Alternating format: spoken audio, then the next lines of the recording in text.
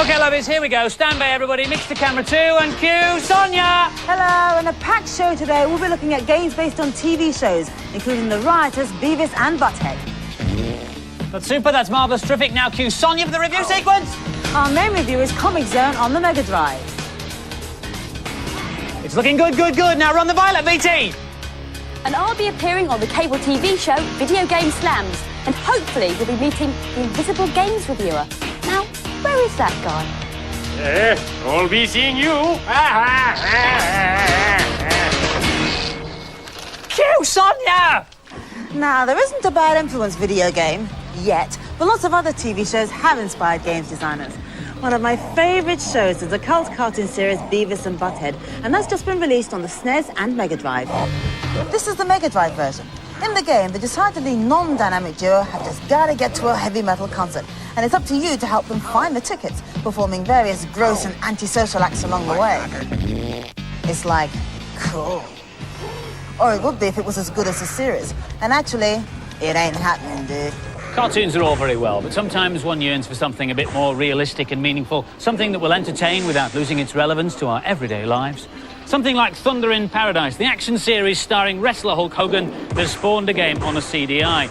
Sadly, the promised interactivity turns out to be nothing more than a series of boring, monotonous shoot-'em-ups against flashy full-motion video backdrops. Perhaps it's faithful to the series after all, then.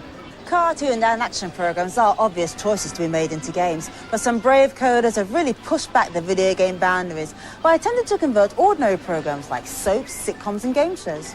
The earliest one we've managed to find is Neighbours on the ZX Spectrum. You play Scott Robinson, as played by Jason Donovan in the series all those years ago, hurtling round Ramsey Street on your skateboard, racing against other neighbours' faces from the past and heading towards your ultimate confrontation with Mrs. Mangle. There's also Allo Allo on the Amiga. Listen carefully, I shall say this only once. You have to guide Renee and Michelle on a quest for stolen art treasures. Our heroes have to avoid kamikaze birds, outwit guards, and leap from speeding trains, all in their inimitable Gallic style. OK, that's soaps and sitcoms. Representing game shows, there's Countdown on the PC, giving you the chance to fulfil your dream to be a contestant on the intellectual game show. All the elements of the show we know and love are there. You can have the Countdown experience as much as you like in your own home. Excuse me, sir, would you like me to explain how the game works? Well, if you can do it in 30 seconds, I'll be very I can, good. right, yes. Well, you see, what you've got to do is make as long a Well, word at as least you to know possibly this sold one copy. Now then, if you prefer music to TV, you need Virtual Violet's guide to the hottest places on the internet.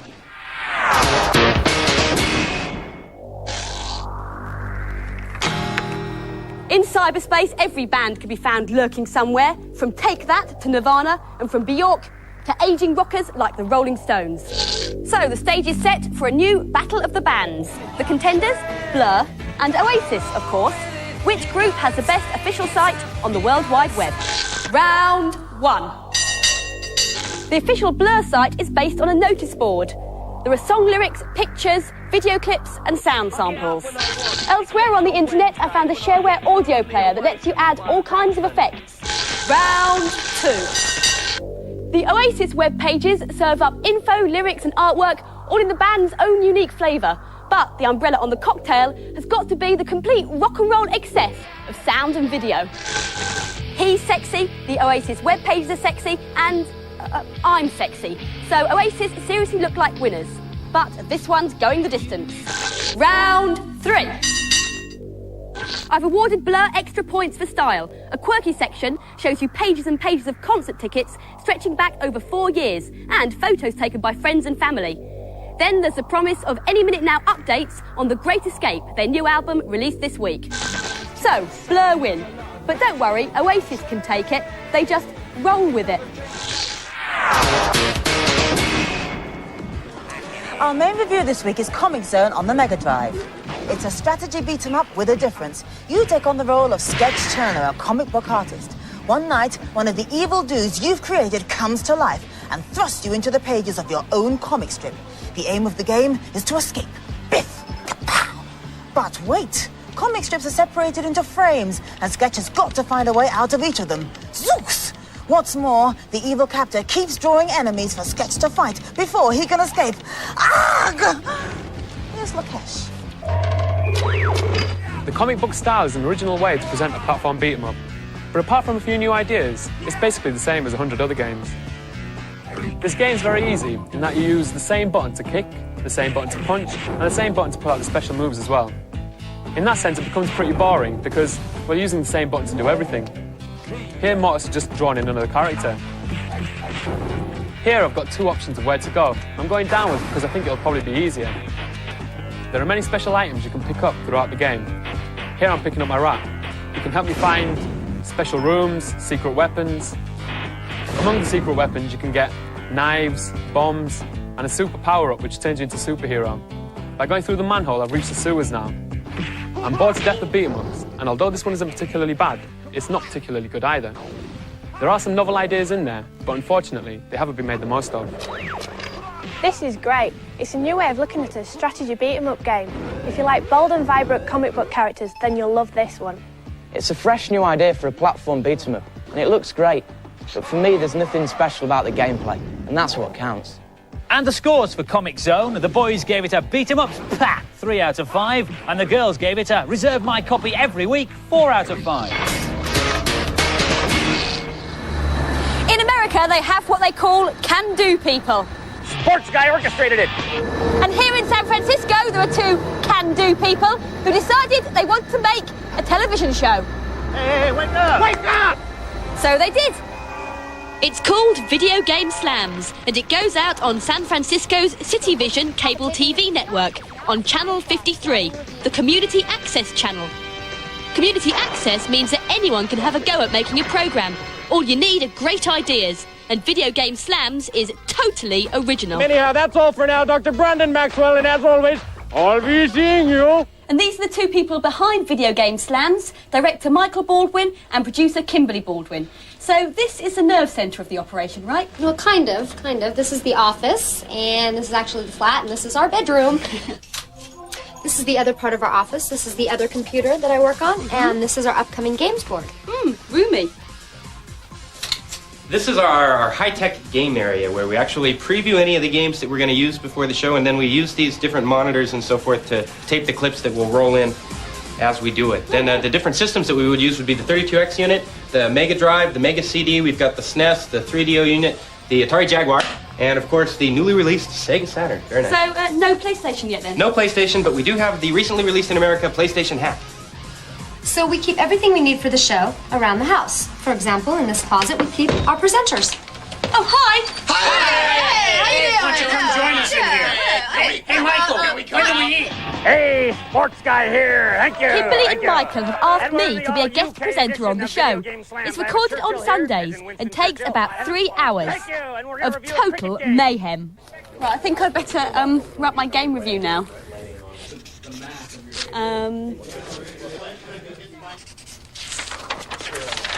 Your eyes will be popping out on stalks, no? We have speed. And the music up. It's me, Special Agent Ripley. Each review is recorded in turn, and then they're edited together later. Capture the flag, you're a goal. Anything can happen on the show, so it's a good idea not to get too close to the action. We're going to go all the way over here to special guest star Matthew the cameraman. Oh, yes. Let's get him out here, see what he can do.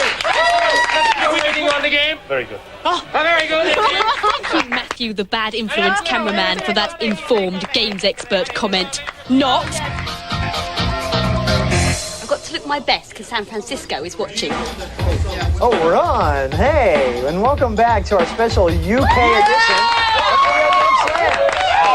I'm reviewing Bug for the Saturn with Video Game Slams star reviewer, the Professor.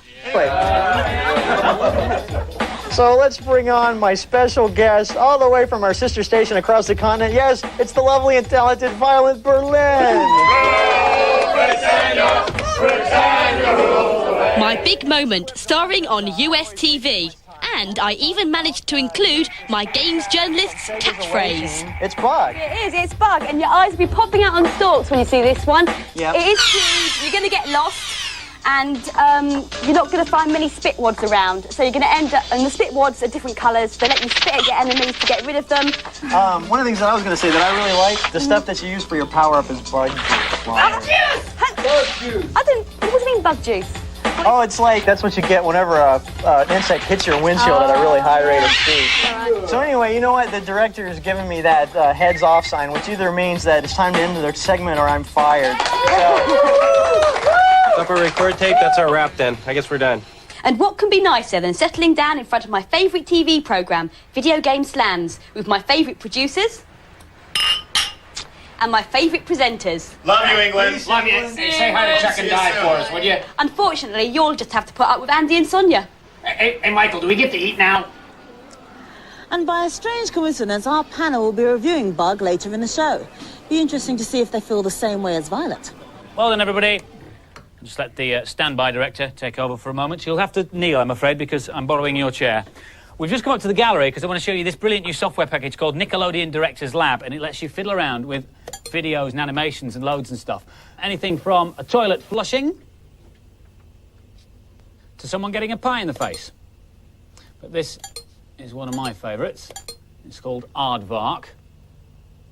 If I click at the bottom of the screen here on loop, the video will just play round and round and round and round. So I can show you that you can speed it up like that, or you could slow it down by clicking here, or you can make it bounce around the screen. You can make it go all the way around the edge of the screen. You can have 4 of them running at once.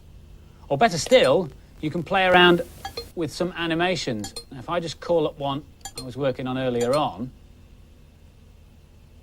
at the top of the screen here, you can see the 21 different frames of my animation. And the last 3 here, I just haven't finished yet. So I'll click on frame 19 and select the eye from over here. And you can just look at the top now. It was just leaving the top of frame in 18. So if I put it, say, there, in that one, I click on 20, I can put the eye here. And then in 21, we'll have it bouncing just off the bottom now. We can play that through. And there's my aardvark and bouncing eye animation. If I go out through this door into this kind of control or reception area, I can get some sound effects if I click in here. Listen to these chickens. If you don't like the sound effects that are in, you can actually record your own. Just click on record. Standby studio and run VT. Play myself back. Standby studio. Bit slow, that, isn't it? Here we go. Standby studio and run VT. So that's the video. We've had the sound effects. Where do you put it all together? In the director's lab. Just for argument's sake, let's pick a bit of my Aardvark video here. We can put that in there like that. And just any old music. Sounds jolly enough, doesn't it? And find some silly sound effects from the junk drawer. Play that all through. Yeah, well, you get the general idea. But where's the best place to view your finished work when you've put it all together? Where else but the screening room? So, ladies and gentlemen, I give you my famous Bad Influence animation sequence. There's been a very important computer game show going on in London this week. Naturally, the Bad Influence cameras were there, so... Standby studio and run VT. It's big, bold and busting. ECTS 95 was sold at Olympia this year, and there were more games to look at than perforations in a tea bag. On the Super Console side, there was plenty to see. This is the first time that Virtua Fighter 2 has been shown on the Saturn.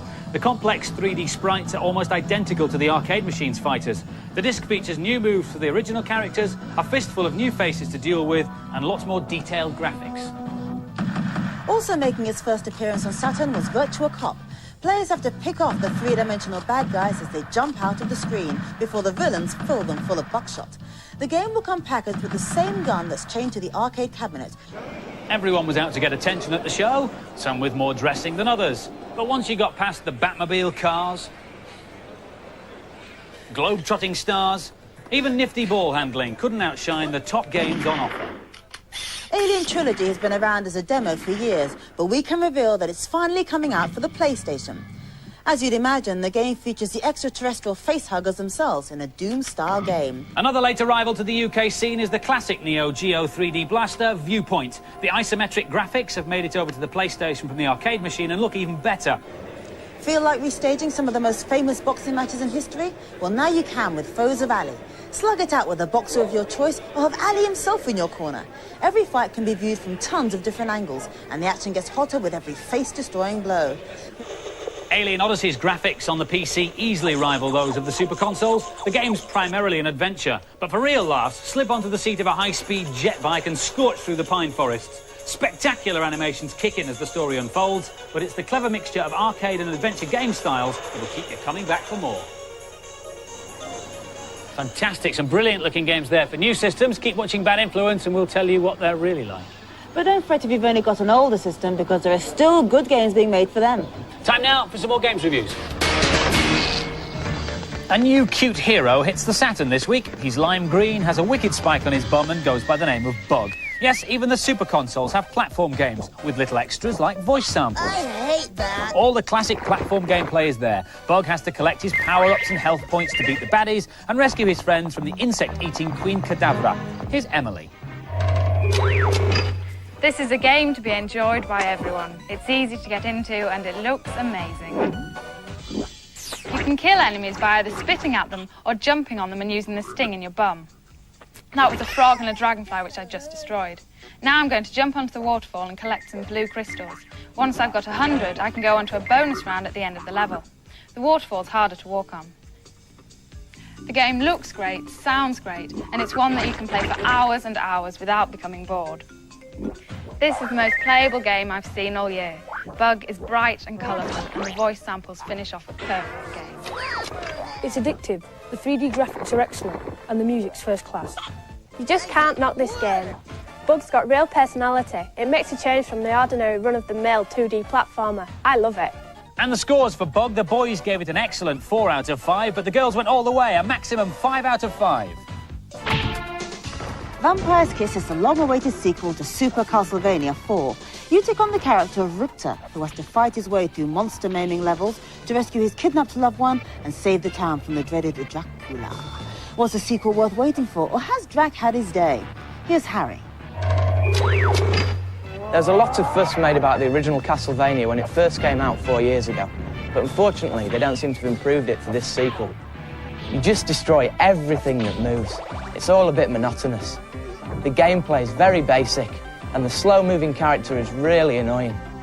He just moves like a snail. This is actually the fastest that I can move throughout the whole game.